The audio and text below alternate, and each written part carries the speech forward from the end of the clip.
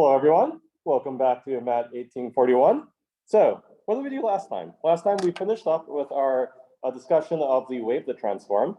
Today, we're going to talk about the fast Fourier transform. So it turns out that many of you hadn't properly seen it, and I think this is quite important. So that's what we'll be working on today.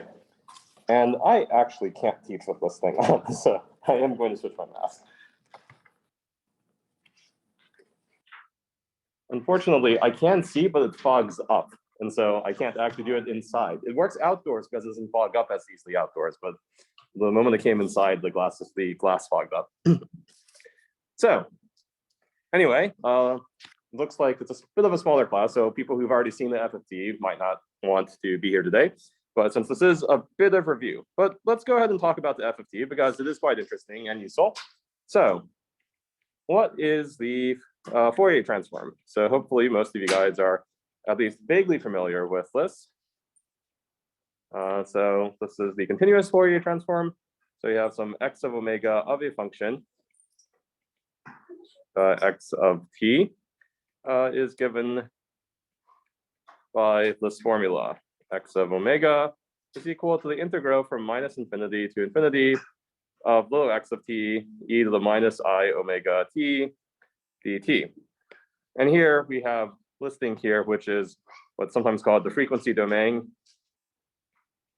And list here, why is that? Okay, that's just, it's a new cable. Hopefully it works fine. Anyway, and this here is the signal, or sometimes called time domain. And so it's basically taking a signal and changing the basis into the basis of frequencies.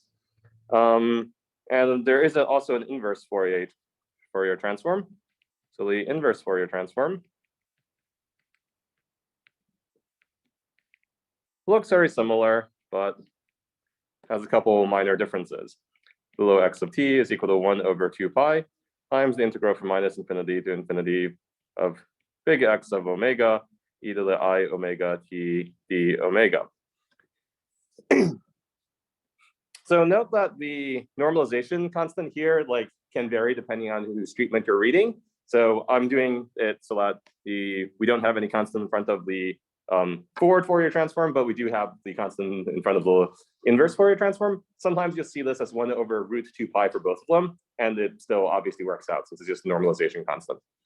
But now, since this is a bit more applied to the class, we're actually not going to be working with the actual Fourier transform, which you would in an analysis class. Instead, we're going to be working with the discrete Fourier transform. So basically, we're going to discretize everything and hope that things work out. And the first thing I want to introduce, though, is the fact that given certain constraints, things will work out. And this is the Lyquist Shannon sampling theorem. How many of you are familiar with this? Okay, so what is the Nyquist Shannon sampling theorem? So basically states that if a function x of t contains no high frequencies, so no frequencies b hertz or higher, then it is completely determined. Determined by giving its ordinates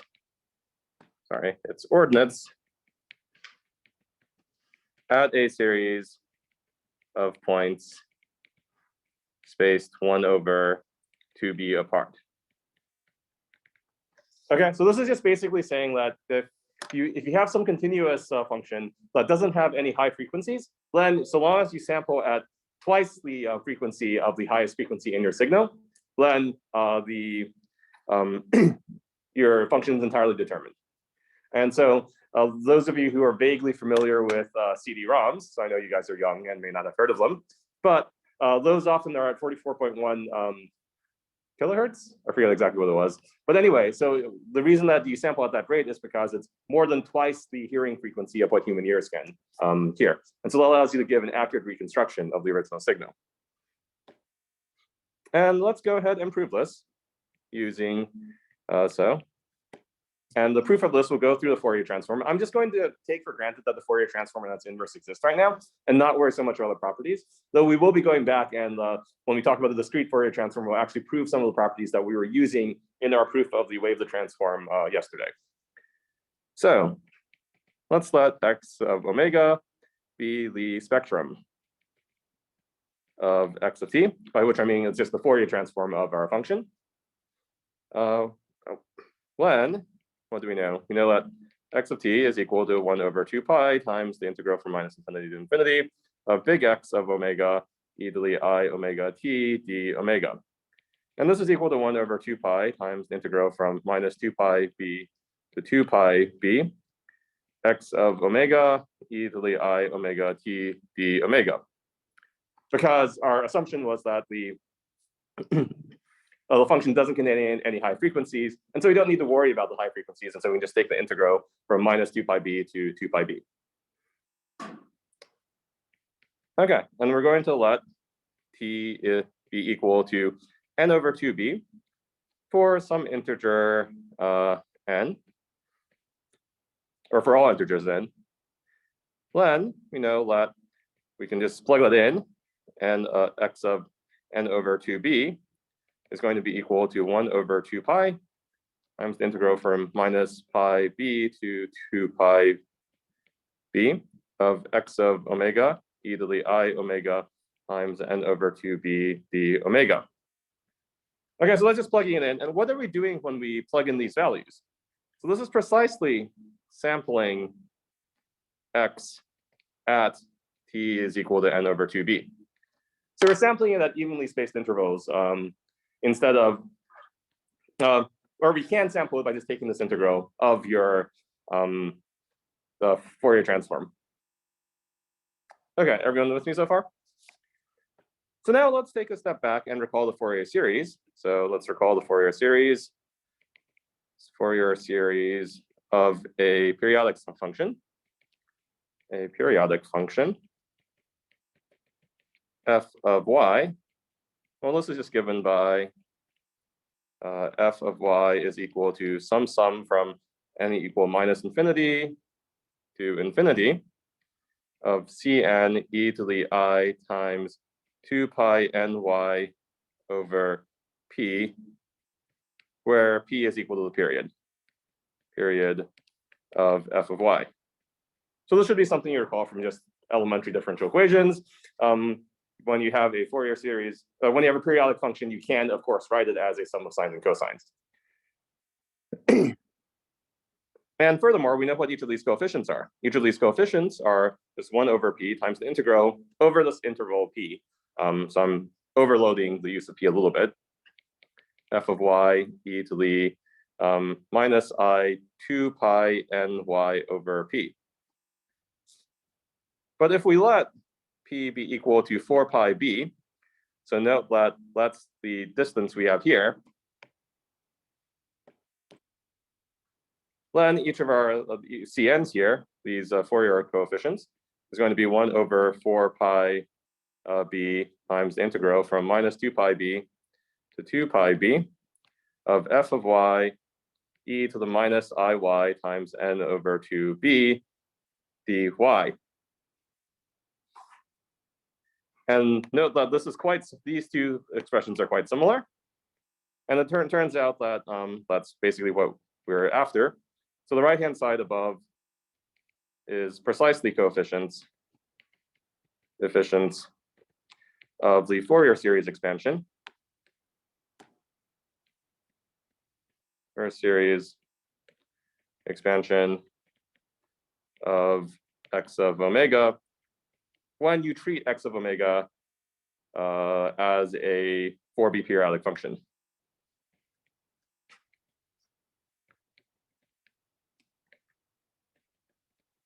What are we doing here? Well, remember, we said that this was equal because this function actually doesn't have any frequencies outside of this range.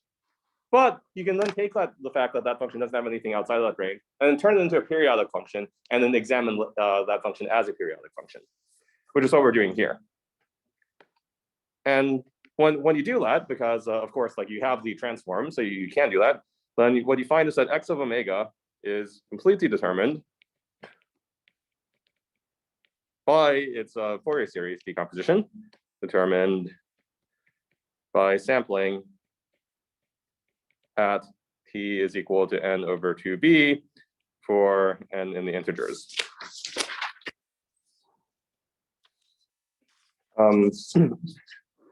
Of course, for omega in minus 2b and 2b.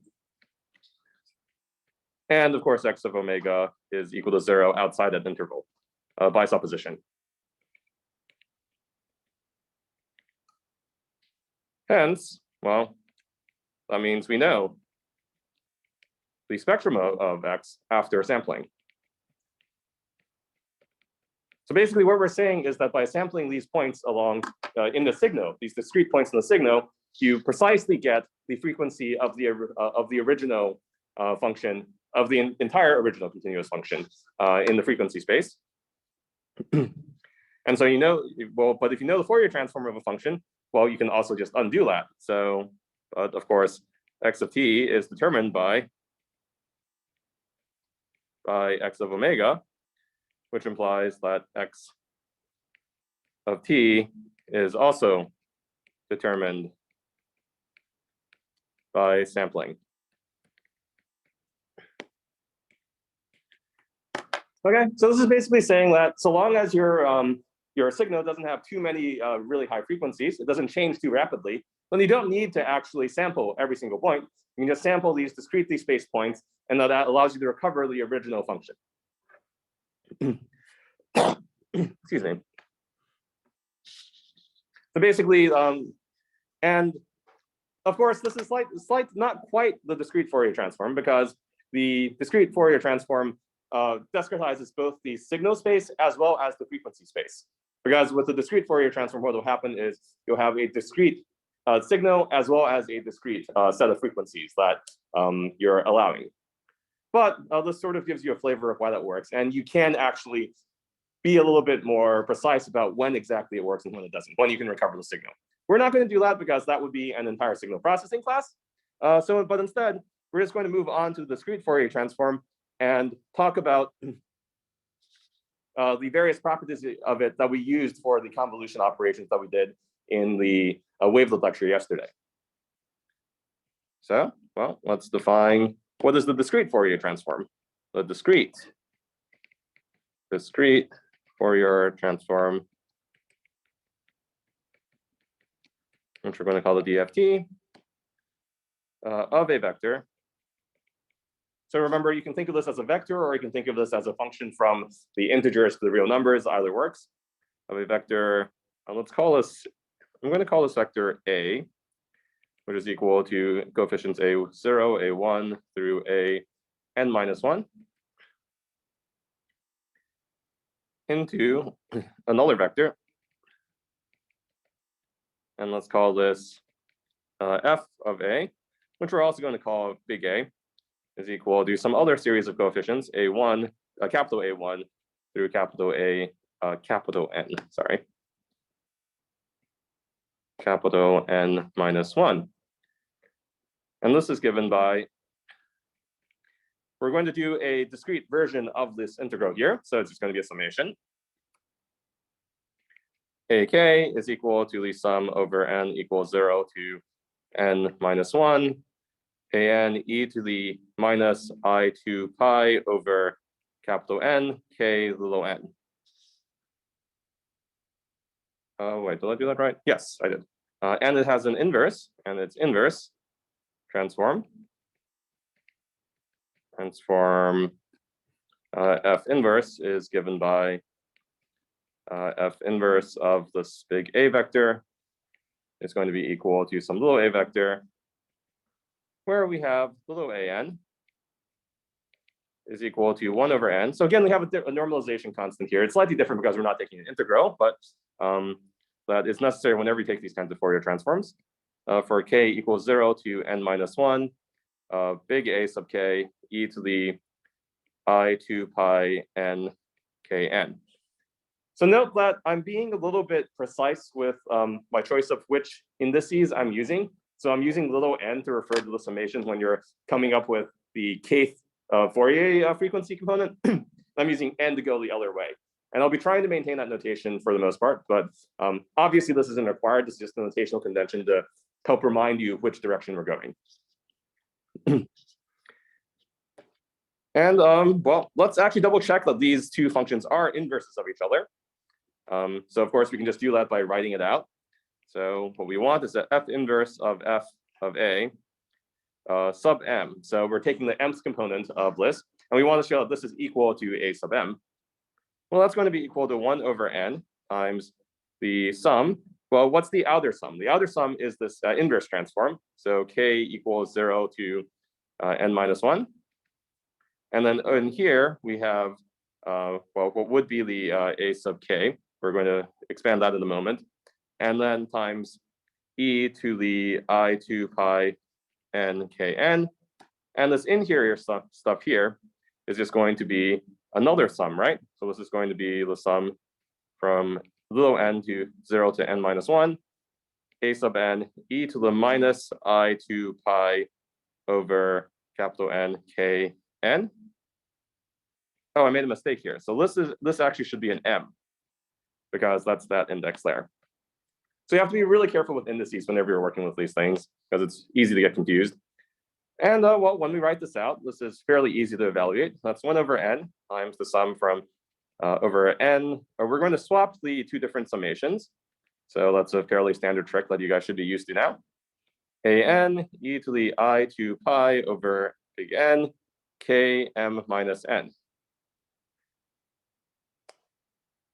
And what you'll notice is that this is then equal to 1 over n times the sum from n equals 0 to n minus 1, kn times the sum from k equals 0 to n minus 1, e to the I2 pi k over n, k times m minus n.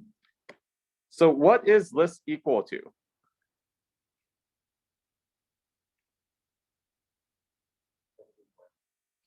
When should it be equal to 1?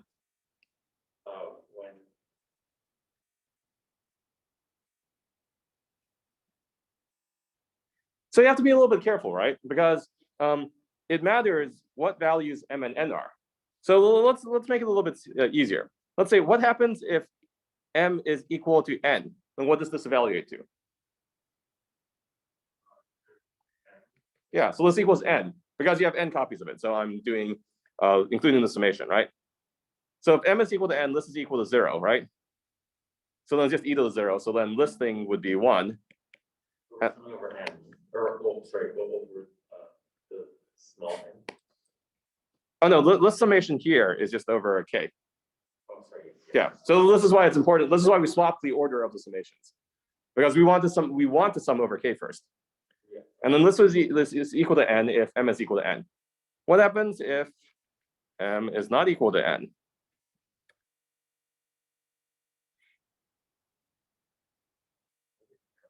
Yeah, it's equal to 0. And this is because you're summing together effectively all the roots of unity. So obviously you're jumping around the roots of unity a little bit, but you still end up taking all the roots, some combination of roots of unity, and you sum them all together, and that gives you 0. So this entire thing plus this is just the delta function. So this is equal to the sum over n is equal to 0 to n minus 1 of a n times delta of m minus n. But of course, that is just a m. And so this proves that this actually is the inverse discrete Fourier transform. And you'll notice that we're going to make extensive use. The whole point of Fourier transforms is roots of unity behave in nice ways, or complex exponentials behave in nice ways. And they have this, and we're going to make extensive use of that in all of our proofs today. Let me just add another note, which is like, in our proof up here, at some point, we decided to view a finite support function as a periodic function. And we'll occasionally be doing that as well. I'll try to point it out when we do that. But occasionally, it's helpful to view a finite support function as one that goes to 0 outside of the support. And sometimes it's useful to view it as something that's periodic, because then you can talk about the Fourier transform of it a little bit more easily. Okay, any questions about that? Well, let's try to prove a couple properties. So there's some nice properties of Fourier transforms, and we made use of some of them in yesterday's lecture. And so we should prove them. Where am I? Let's start with linearity. This is the simplest thing to prove. In fact, I'm not going to prove it. I'm just going to state it. F of xa plus yb is equal to x f of a plus y f of b. And this should be pretty obvious from the definition. Because you're just summing, because the definition is just the sum for each of the components is just the summation, and so you have the linearity property, and that just comes from LAT. So I'm not going to prove it. There are a couple other things though that are a little bit, we have to be a little bit careful about. One here is I mentioned there's a time reversal property, right? So one of the things that we did last time is I made the claim, I sort of hand waved it, that if you reverse the order of the indices of the vector, then that reverses the order of the indices in the Fourier transform. Which is not obvious and not always true depending on how exactly you define it.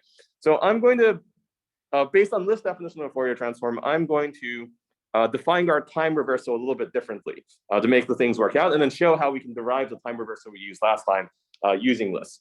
So let's let A reversed be equal to A naught, A n minus 1, A n minus 2 through A 1. How is this different from the reversal we did last time?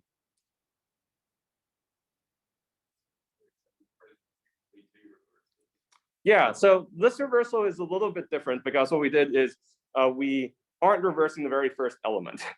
And one way of thinking about this is you can think of the first element as being at 0, and you can think of time reversal as flipping everything across and thinking of it as periodic and shifting it back over.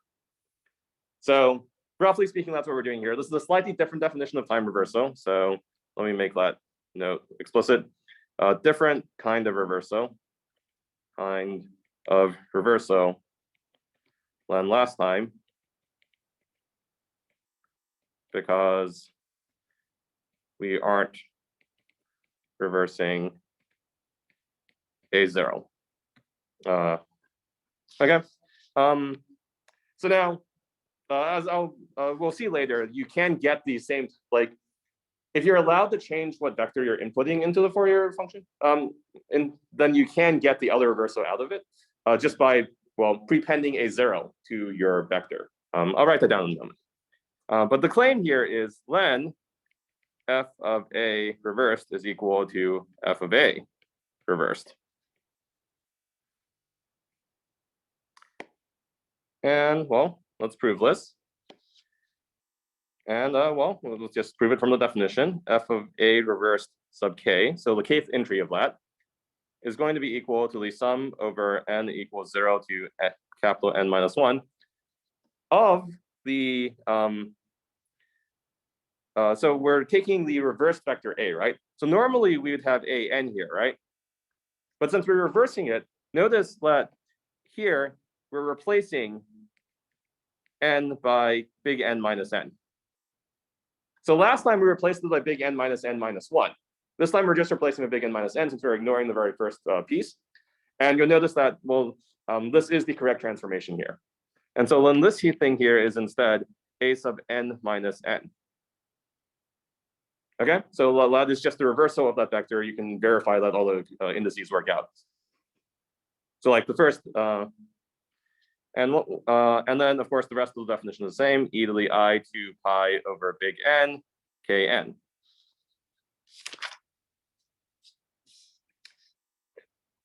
Well, now this is equal to the sum from n equals 0 to big N minus 1, a sub n minus n, e to the minus I 2 pi over n times k times n minus n. Why can I do that?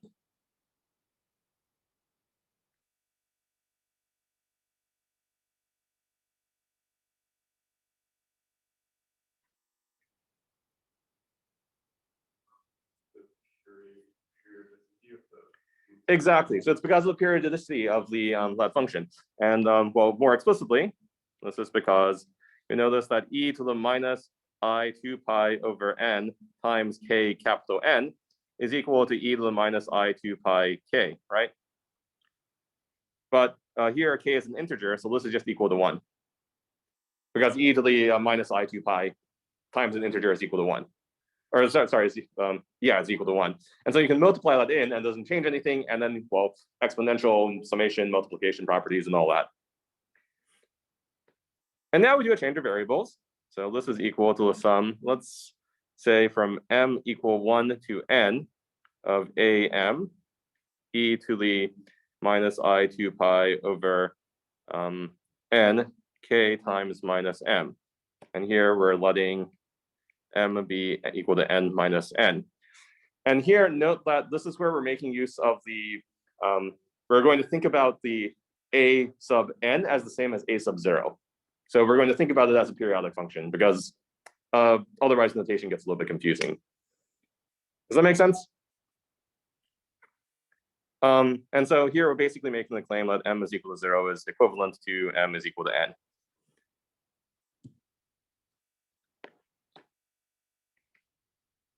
Well, if that's true, then we can just reorder this, right? So we're going to reorder this as m equals 0 to n minus 1.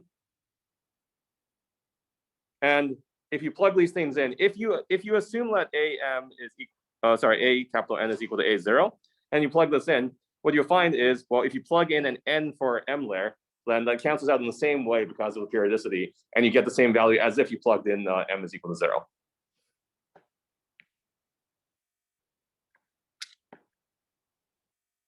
Is everyone all right with that? Okay, so then this is am e to the minus I2 pi over n, k times minus m. But now I'm going to rearrange that slightly. I'm going to rearrange this as, instead of k times minus m, I'm going to arrange this as m times minus k. That's fine, right? And then I'm going to do the same thing, and I'm going to sneak in a k, or sorry, sneak in an n. So now this is m times n minus k. So I'm basically making extensive use of the periodicity of the complex exponential. And this here, we know this is exactly f of a reversed sub k, by definition.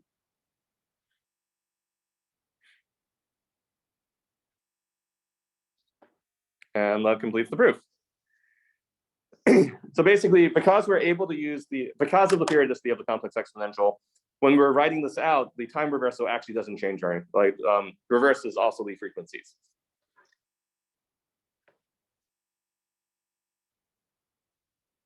Let's see, note. Our vectors in the wavelet proof from yesterday need to be zero padded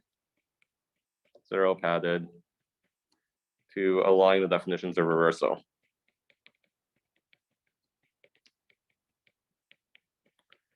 Because if you note 0, a0, a1 through a n minus 1, reversed is now equal to 0, a n minus 1, a n minus 2, all the way through a1 and a0.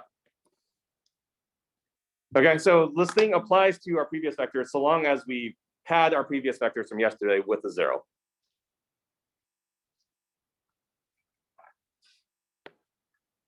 Okay, let's prove another fun fact, which is that these things are symmetric if they're real. By which I mean, if we let a be in our n, len f of a sub k is equal to f of a sub n minus k. So we were basically saying that the in the frequency space, if your original vector was entirely real, then your new vector is evenly symmetric. It turns out there's a fun fact that if your original vector was all imaginary, then it ends up being negative symmetric. And that sort of falls out from the proof, though. I'm only going to prove this half of it. So what's the proof here? If we have f of a sub k, well, that's just equal to the sum from n equals 0 to capital N minus 1, a n e to the minus I2 pi over n times nk. which is equal to the sum from n equals 0 to n minus 1, an e to the minus I2 pi over n times minus n plus k. So just inserting an n because you can do that. And this is also equal to the sum from n equals 0 to capital N minus 1, an e to the minus I2 pi over n times n minus k. Oh wait, sorry, I messed that up. That negative sign should go away. Okay, so all I did there was I moved the negative sign in. Nothing else. But now this is equal to the sum from n equals 0 to n minus 1, an e to the minus I2 pi over n times n minus k. Why is that? What did I just do? So well, that should be a minus sign there. I made use of some fact here.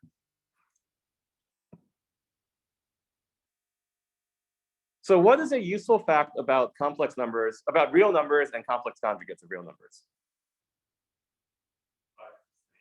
Yes. So if I take the complex conjugate of this entire thing, then what you're doing is when you take complex conjugates, you just take the conjugates of all the individual pieces, right? Now, what's the complex conjugate of e to the I theta? Yes, so e to the minus I theta.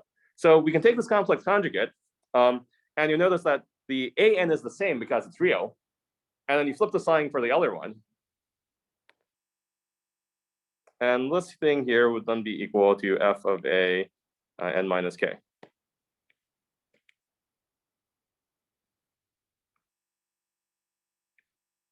Okay, so again, note that.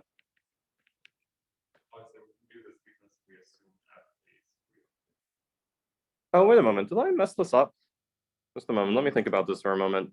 So we're taking a complex conjugate.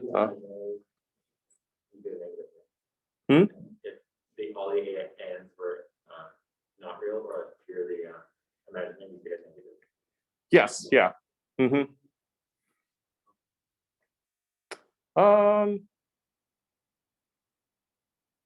I think I may have skipped a step in this proof. I'll need to take another closer look at it. I think it's basically right, but I think I may have skipped a step in this proof. So I'll need to take another closer look at it. But again, note that we need to zero pad in the wavelet proof. Okay, so just like because of our definitions here, we need to do amount of zero padding. I think I missed a step in that proof, but yeah, anyway. Oh, come on. Oh, there. Okay. So we also have the convolution theorem, which is quite useful. This is something we made use of, which was if we let f convolution of g, I'm going to change up the notation for the indices just because to make life a little bit easier. This is going to be equal to the sum from m equals 0 to n minus 1 f of m g of k minus m be the circular convolution of two periodic functions f and g from n to the reals. Okay, by this what I mean is just f of n is going to be equal to f of 0. So just the normal periodicity. G of n plus 1 is equal to g of 1 and so on. Okay. So I'm going to assume that these are periodic functions. So I'm going to view these vectors as periodic functions rather than finite support functions that drop to 0 everywhere else. And I'm going to define the convolution this way. So this is the circular convolution. It's not quite the same as the previous convolution because as the linear convolution that we did last time, well, summed everything over infinity, right? Whereas this one is only summing over this period and flipping everything. Well, and the claim is that f of f convolution, circular convolution with g is equal to f of f times f of g. And you note, and we'll make this explicit a little bit later, but if you pad your vectors with, if you have a vector and you pad it with enough zeros, then the circular convolution gives you the linear convolution as a piece, right? And so this is how you can derive the extract the linear convolution from a circular convolution, which is what we're going to do later. Basically, we're going to do lots of zero padding, and then all these results work for our case that we were doing yesterday with these finite support functions. Well, let's prove this. Proof. So f of f convolution with g, the kth index of let. Well, that's equal to this double sum from n equals 0 to n minus 1, and m equals 0 to n minus 1, f of m, g of m, sorry, n minus m, n minus m, e to the minus I to pi n nk. Okay, let's just plug in all the definitions. And now all we have to do is let p be equal to n minus m. So we're going to change one of the indices. So this is equal to the double sum, n equals 0 to n minus 1, and p equal n to n minus n plus 1, f of m, g of p, e to the minus I to pi over n times p plus m times k. We can rewrite this as the sum from n equals 0 to n minus 1, pull out all the pieces that only have an n. So f of, oh, wait a moment, what happened here? Ah, okay, I got them in sort of the wrong order. So the next thing we're going to do is we're going to, this is going to be equal to the sum from m equals 0 to n minus p of f of m. Yeah, we were flipping the summations. Yeah. Did I get that right? So we had to flip the summations at one point. I think I might have gotten one of my indices wrong. I to pi over n, mk times the sum from p equals 0 to n minus 1 of g of p e to the minus I to pi over n pk. Did I get one of my indices wrong? I think I might have flipped one of my indices, but the basic idea here is that if you're really careful with the indices, note that this, because everything is circular, you can just go n to n minus n plus 1 is the same as 0 to n minus 1. And you can break this up into two different pieces, and each of these two pieces is precisely f of f and f of g at k. And that's basically the proof of circular convolutions. And importantly, note that if we do enough zero padding, with enough zero padding, can extract linear convolution from the circular convolution. Circular convolution of finite support vectors. Support vectors from the periodic result. And this is basically why we could do all the things we did yesterday, is because we could just view all of our vectors in this sort of discrete Fourier transform convolutional framework. Let's see, I think I have enough time. So let's just give a couple quick important examples. One of the other ones was we had the Fourier transform of the Kronecker delta, right? Kronecker delta. And that's super easy. So if we just let delta of k, so our delta function, be equal to 1, 0, 0, 0, etc. So basically, it's only 1 at the index 0 and 0 everywhere else. Then we now let f of delta sub k, so the discrete Fourier transform, is then just equal to e to the 0, which is equal to 1 for all k. And that just follows directly from the definition of the Fourier transform, because all the other pieces, let's see, where was the Fourier transform? Where did I define it? I have copies of it everywhere. Because if A0 is the only non-zero entry, then every other entry for n not equal to 0 just is 0, right? And so you only have the A0 entry. And at the A0 entry, this thing up here, that's also 0. So e to the 0 is just equal to 1. And so the Fourier transform of the delta function is just identically 1. So all the indices are 1 in the Fourier transform. And if you do the inverse Fourier transform, what you'd end up with is you'd end up with sum of the roots of unity. And so you cancel out and give you 0 everywhere else except for the first index again. So now we've defined this discrete Fourier transform. Let's talk a little bit about computational complexity. So naive, discrete, DFT, complexity. How long does it take to actually compute the Fourier transform of a function?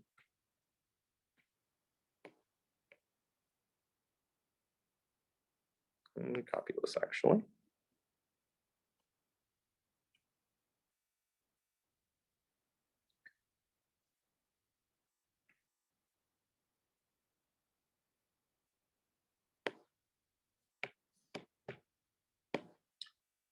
So how many operations does this take?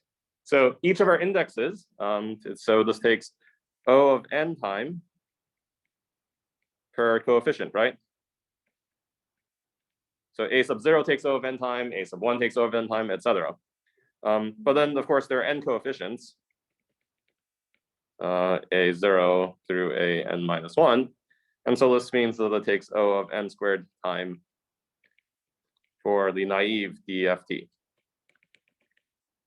But you may have heard that it's actually faster than that, right? And that's because there's a really clever trick you can do, which is actually very reminiscent of the trick that we used to quickly compute wavelets. It won't quite get us as much in the Fourier transform context, but it's a very similar trick.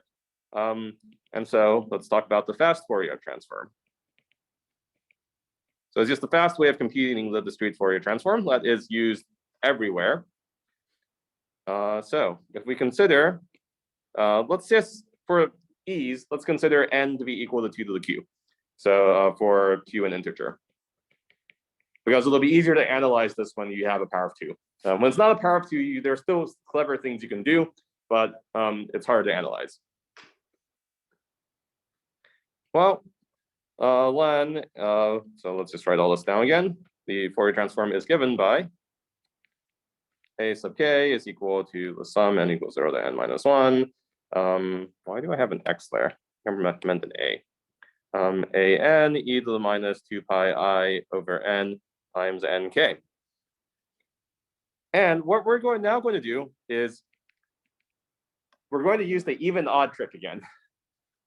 So what we're going to do is we're going to let's let E be the even entries, A0, A2 through A n minus 2, and let O be the odd entries, A1, A3 through A n minus 1.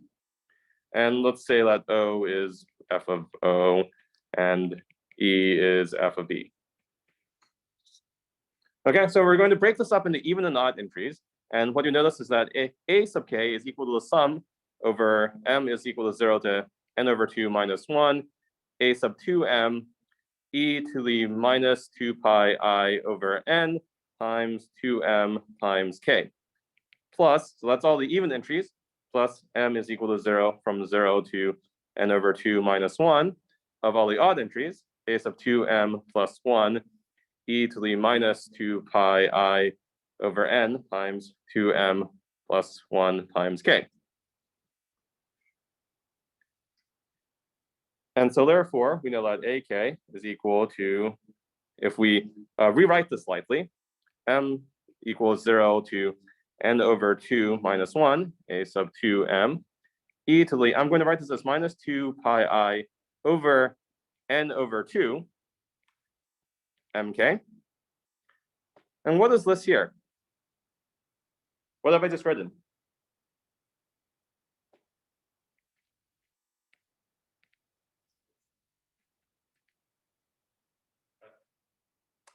Yeah, so this is just exactly the Fourier transform. So this is just, this here is just f of e. So yeah, so this is the Fourier transform of the Fourier transform of evens. And this here is going to, and I'm actually going to do two steps at once here. So the first thing I'm going to do is I'm going to draw out the term e to the minus 2 pi I over n times k. And once I've done that, this is going to be equal to m equals 0 to n over 2 minus 1, a sub 2m plus 1, e to the minus 2 pi I over n over 2 times mk. So I drew out the other term so that this thing here becomes the Fourier transform of the odds.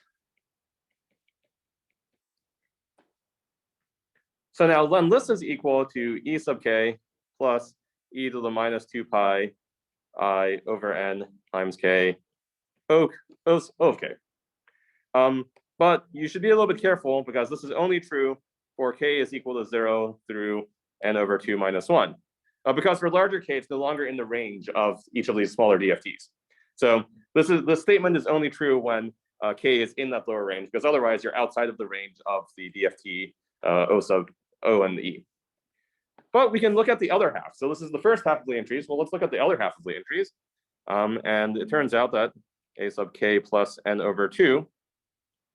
Well, you can write this in much the same way. And when you do, let's see. Let me write this out quickly. N over 2 minus 1, a 2m, e to the minus 2 pi I over n over 2, m times k plus n over 2, plus e to the minus 2 pi I over n times k plus n over 2 times the sum from m equals 0 to n over 2 minus 1, a sub 2m plus 1, e to the minus 2 pi I over n over 2, mk plus n over 2. And there are a couple of transforms you can do. The first term is that you notice that this term cancels out, right? For the same reason we can cancel add or subtract from all these n terms. So those terms just disappear. This term here turns into two different terms, e to the minus 2 pi I over nk times e to the minus pi I. But e to the pi minus pi I is equal to minus 1. And therefore, this entire thing is equal to e sub k minus e to the minus 2 pi I over n k o sub k. Let me draw this a little bit bigger. And so you'll notice that the first set of terms you can do by just adding together these two vectors. And the second set of terms you can take by subtracting these. So this means that the punchline is that it is exactly a divide and conquer algorithm. So we can recursively compute. We can recursively compute the Fourier transform of a length n vector by computing two Fourier transforms of length n over 2 vectors. And therefore, that means that, and of course, merging the two n over 2 DFTs takes O of n time, because you're just adding them together. And so then in order to get the time complexity, this is going to be n log n. And the reason for that is, well, at the top level, we have n. And then at the next level, we have two n over 2 strings, one the evens and the odds for each of those. And then the next two, you have n over 4 strings, the evens and odds of all those. And so on. So it keeps on going. At the very bottom, you have, well, just ones, right? 1, 1, 1, 1. And you have n of them.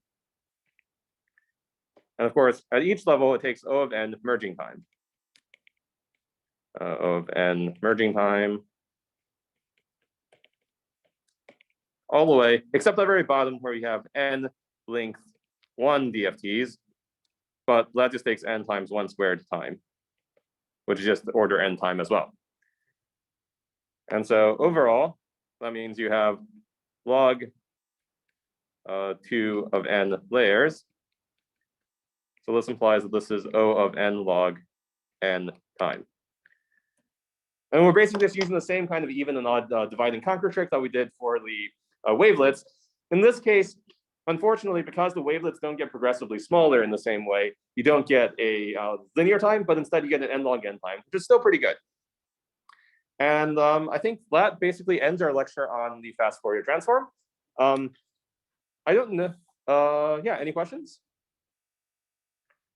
Okay, so next week we'll continue by probably going back to some matrix sketching now that people who've taken 1850 have seen like SVDs. So if you are unfamiliar with matrix decompositions, you might want to brush up on those a little bit since I'll be assuming that on Wednesday's lecture. But given that, happy Halloween, and I will see you all on Wednesday. Bye.